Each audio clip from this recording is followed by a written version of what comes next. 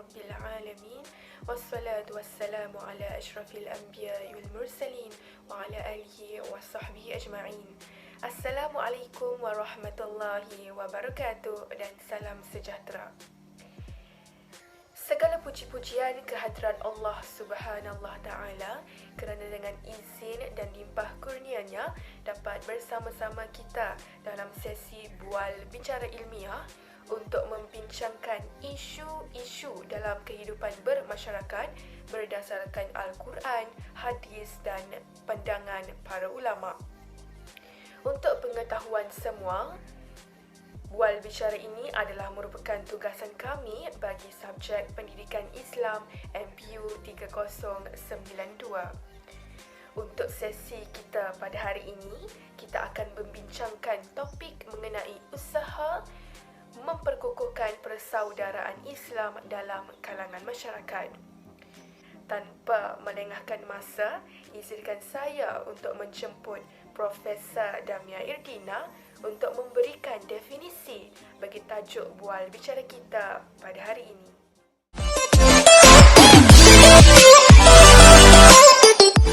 Bismillahirrahmanirrahim. Alhamdulillahirrabbilalamin. Wassalatu wassalamu ala asyrafil anbiya'i wal mursalin wa ala alihi wa sahbihi ajma'in. Assalamualaikum warahmatullahi wabarakatuh. Syukur kepada Allah Subhanahu Wa Taala kerana masih memberi peluang kepada kita pada hari ini untuk sama-sama berkumpul dalam sesi bual bicara ilmiah ini.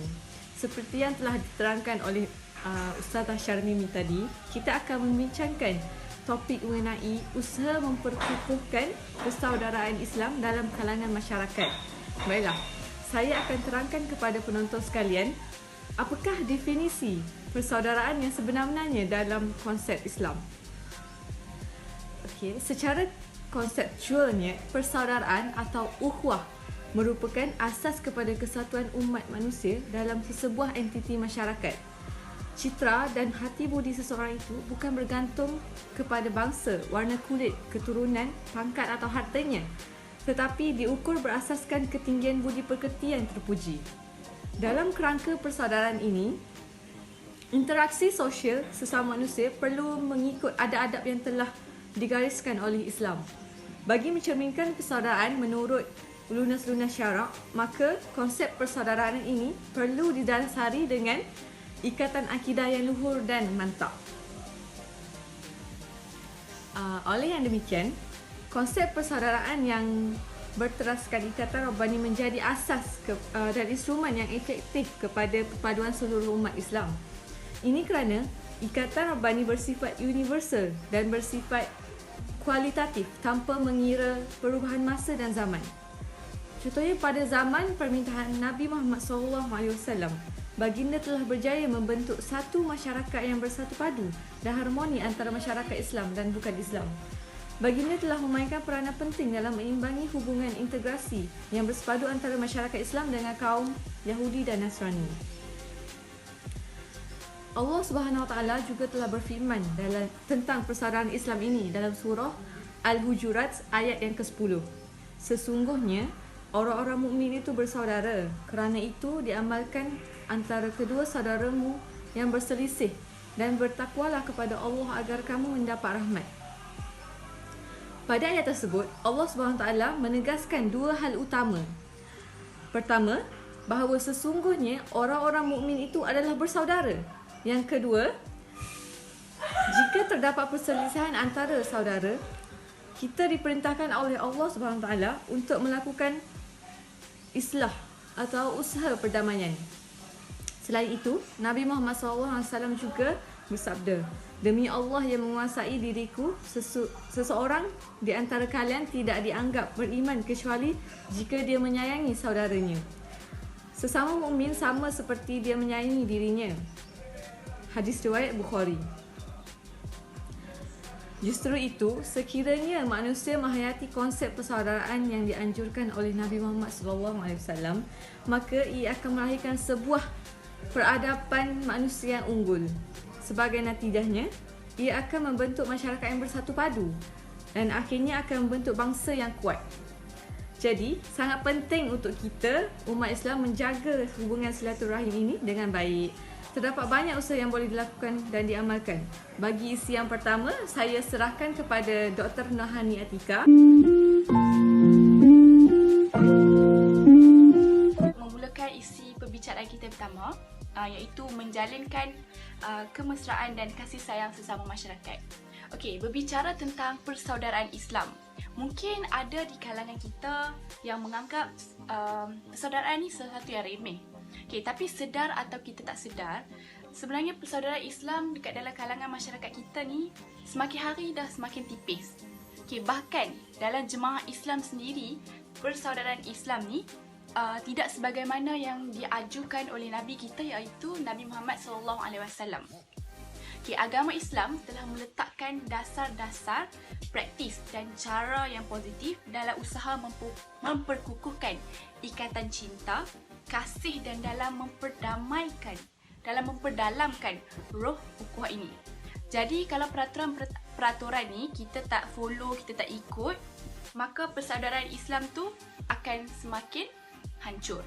Okey, jadi pada pandangan saya, menjalinkan kemesraan dan kasih sayang sesama masyarakat ini merupakan salah satu cara untuk kita kukuhkan lagi persaudaraan Islam dalam kalangan masyarakat. Okey, ini kerana apa? Okey, yang first kali, sebab hal ni ditekankan sendiri oleh Rasulullah seperti yang dipetik dari hadis riwayat Imam Malik, Bukhari, Abu Dawud, Tirmizi dan Nasa'i. Okey, yang bermaksud, janganlah kamu saling memutuskan silaturahim, janganlah kamu saling belakang membelakangi, janganlah kamu saling benci membenci, dan janganlah kamu saling hasad menghasad.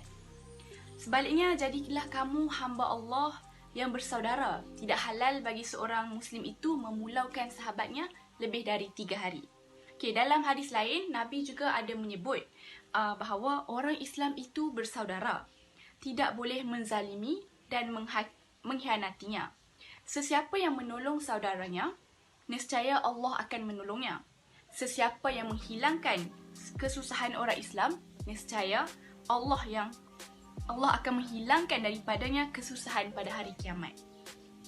Sesiapa yang menutup keaiban orang Islam, nescaya Allah akan menutup keaibannya pada hari kiamat. Riwayat Ahmad. Okay, dalam kita duk kejar urusan dunia ni, kita sering lalai dan melanggar batas-batas hubungan sesama manusia. Kita duk umpat orang, kata-mengata, fitnah-memfitnah. Sangat jelas terjadi dalam masyarakat kita pada zaman kini. Okay, jadi kita hendaklah ambil iktikbar daripada hadis-hadis yang saya sebutkan tadi untuk menjaga kemaslahatan ukhuwah sesama umat Islam itu. Okay, kelak jika perkara ni kita jaga betul-betul, maka ia akan menimbulkan kesefahaman dan akan menguatkan lagi ikatan persaudaraan antara umat Islam itu sendiri. Okay, lepas tu kalau kita tak jaga hubungan ni, lepas tu duk masam muka dengan orang lain, gaduh sana sini, dia akan menyebabkan umat Islam ni jadi semakin lemah. Dan pada masa yang sama, kita akan lagi senang lah nak kena attack dengan musuh kita, betul tak? Okay, jadi oleh itu, umat Islam ni kita kenalah meminta dekat Allah Subhanahu Wa Taala, Allah yang Maha Esa, dan berdoalah kepada Allah untuk melembutkan hati kita, untuk membina kembali ikatan tautan ukhuwah antara satu sama lain, agar dan kita perlulah sentiasa bertaubat untuk memohon maaf ke atas khilaf dan salah kita sendiri. Okay, perbuatan yang baik ni kita tak payah nak tunggu-tunggu lama-lama. So kita kena tahu yang hidup kita ni singkat. Jadi kita haruslah mempercepatkan amal ibadat kita, minta taubat ke Allah, dan kita haruslah memperbanyakkan amal ibadat kita, dan amal perbuatan kita yang baik-baik ni akan meningkatkan pahala kita dan meningkatkan darjat kita di sisi Allah Subhanahu Wa Taala. Jadi saya rasa itu sahaja perbincangan isi saya yang pertama. Seterusnya saya serahkan buat bicara ilmiah ini kepada panel kita yang kedua, iaitu Ustazah Nur Syarmimi binti Nur Hishamuddin untuk meneruskan bicara ilmiah ini.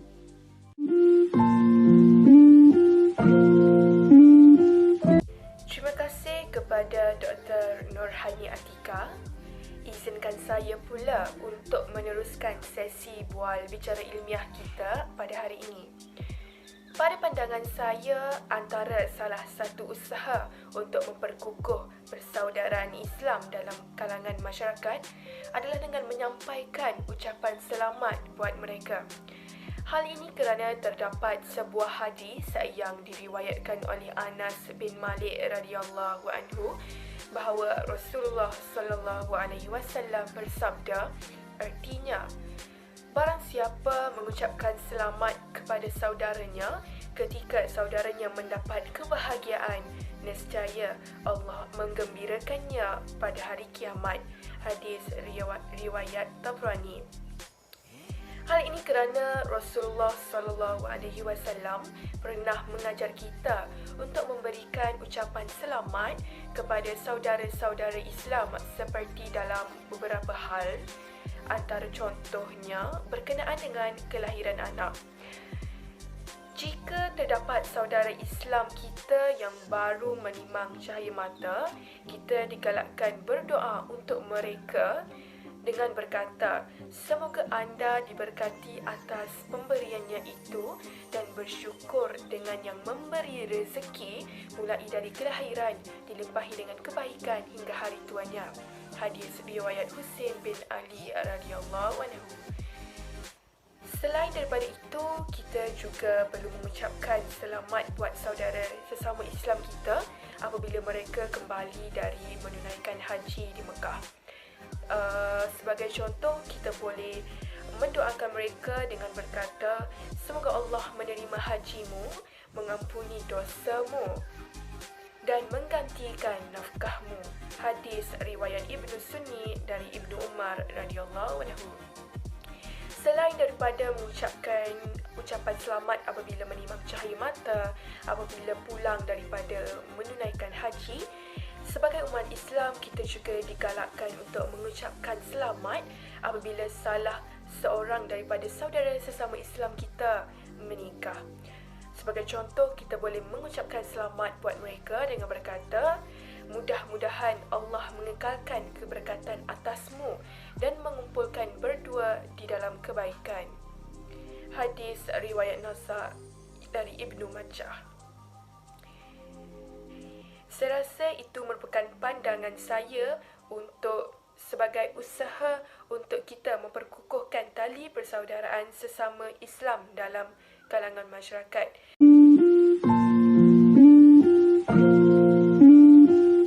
Saya akan teruskan membicarakan tentang usaha yang ketiga, iaitu kita perlulah sentiasa mengamalkan sikap ziarah menziarahi. Dalam kitabnya Al-Muwatta Imam Malik meriwayatkan bersabda Nabi Muhammad SAW bahawa Allah berfirman, pasti akan mendapat cintaku orang-orang yang mencintai kerana aku, di mana keduanya saling berkunjung kerana aku dan saling memberi kerana aku. Diriwayatkan juga dari Abu Hurairah radhiyallahu anhu dari Nabi Muhammad SAW, ada seseorang yang mengunjungi saudaranya di satu desa yang lain. Lalu Allah memerintahkan seorang malaikat duduk mengawasinya di jalannya. Saat dia tiba di tempat itu, maka malaikat tersebut bertanya, "Ke mana kamu akan pergi?" Dia menjawab, "Saya bermaksud mengunjungi saudaraku di desa ini." Malaikat itu bertanya, "Apakah kamu memiliki suatu barang yang kamu urusi padanya?" Dia menjawab, "Tidak, hanya saja aku mencintainya kerana Allah Azza wa Jalla." Lalu malaikat itu berkata, "Sesungguhnya aku adalah utusan Allah kepadamu untuk mengabarkan bahawa Allah telah mencintaimu sebagaimana kamu mencintai saudaramu kerananya." Hadis riwayat Muslim. Saudara-saudari yang saya kasihi sekalian, ketika mengunjungi saudara kita, ucapkan salam kepadanya, jabatlah tangannya, doakan kepadanya dengan ucapan yang baik. Lakukanlah muzakarah, mengulang-ulang faedah atau yang bermanfaat untuk kehidupan dunia dan akhirat mereka ini. Ini adalah termasuk dari kesempurnaan berkunjung. Selain itu, apabila kita menolongnya dalam perkara yang diperlukan dalam urusan agama maupun dunianya, maka ini adalah termasuk dalam kecintaan dan kesempurnaan dalam ziarah menziarahi. Kalau kita telusuri sunnah Nabi Muhammad SAW bersama para sahabat pada zaman dahulu, nescaya kita akan temukan bahawa mereka sangat gemar mengunjungi saudara seiman mereka. Bahkan sebahagiannya sampai menginap di kediaman saudaranya. Dan subhanallah, kita dapati mereka adalah umat yang sangat kuat rasa cintanya kepada saudaranya. Tidak hairanlah jika Allah melimpahkan kecintaan dan keredaannya kepada mereka.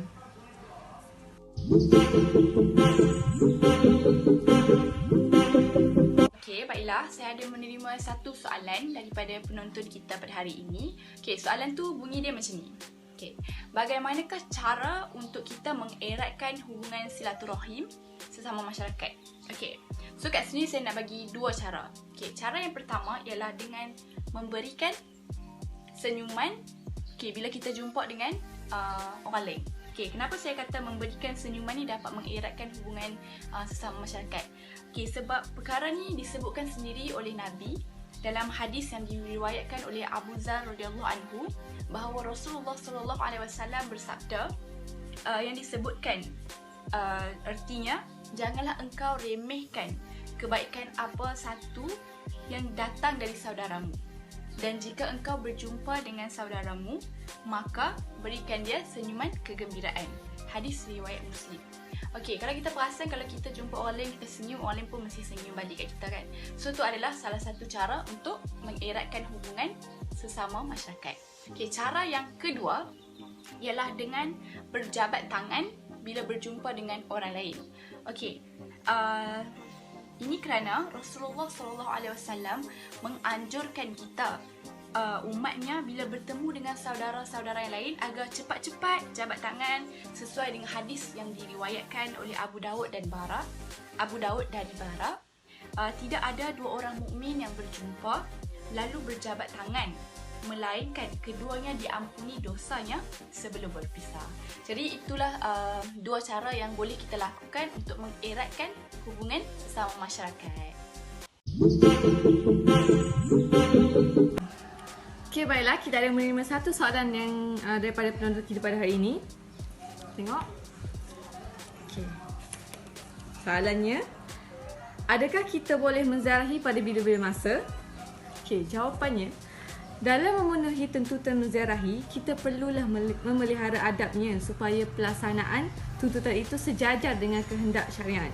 Antaranya, yang pertama, kita hendaklah meletakkan niat ziarah kerana Allah Subhanahu Wa Taala untuk mengeratkan lagi hubungan silaturahim, tidak kira antara orang kaya ataupun orang miskin. Yang kedua, kita mestilah memilih waktu yang sesuai untuk menziarahi, sama ada menziarahi orang yang sakit, jiran tetangga, adik-beradik atau sahabat andai. Elakkan daripada mengunjungi pada awal pagi, tengah hari dan tengah malam. Setelah kita mendengar panel-panel kita berbincang tentang cara-cara untuk menjaga hubungan sesama masyarakat ni, jadi dapatlah kita simpulkan di sini bahawa menjaga ukhuwah dalam masyarakat adalah amalan yang dianjurkan oleh Islam dan wajib dilaksanakan bagi orang yang beriman, kerana banyak ayat-ayat Al-Quran telah menjelaskan akan pentingnya memelihara ukhuwah sesama manusia ini. Bahkan memelihara ukhuwah akan membuka pintu rahmat serta kasih sayang Allah Subhanahu Wa Taala terhadap hambanya dan akan menyuburkan hubungan kita sesama manusia. Allah telah menjelaskan perkara ni dalam Al-Quran menerusi surah An-Nisa ayat 36 yang bermaksud, dan hendaklah kamu beribadah kepada Allah dan janganlah kamu mempersekutukannya dengan suatu apa jua, dan hendaklah kamu berbuat baik kepada kedua ibu bapa, kaum kerabat, anak-anak yatim, orang miskin, jiran tetangga yang dekat, jiran tetangga yang jauh, dan rakan sejawatan, orang musafir yang terlantar, juga hamba sahaya yang kamu miliki. Sesungguhnya Allah tidak suka kepada orang yang sombong, takbur dan suka membangga diri. Marilah kita sama-sama berusaha dalam menjaga dan mengeratkan lagi hubungan sesama masyarakat kita. Jika berlaku perselisihan, maka kita kena cepat-cepat cari cara untuk menyelesaikan dan cari cara untuk berdamai secara elok. Oleh itu, hubungan silaturahim, oleh yang demikian, hubungkanlah silaturahim dan jauhkanlah daripada perkara yang kita tak ingini yang boleh memutuskan hubungan silaturahim antara masyarakat ini. Okay, jika ada masalah, kita kena cepat-cepat tangani masalah ni dan kita kena selesaikan masalah ni dengan cara yang rasional tanpa menggunakan perasaan emosi kita. Okay, sama-samalah kita berdoa semoga hubungan ukhuwah ini akan sentiasa terjalin dan kita semua akan mendapat keredaan Allah Subhanahu Wa Taala di dunia dan di akhirat kelak. Amin ya rabbal alamin.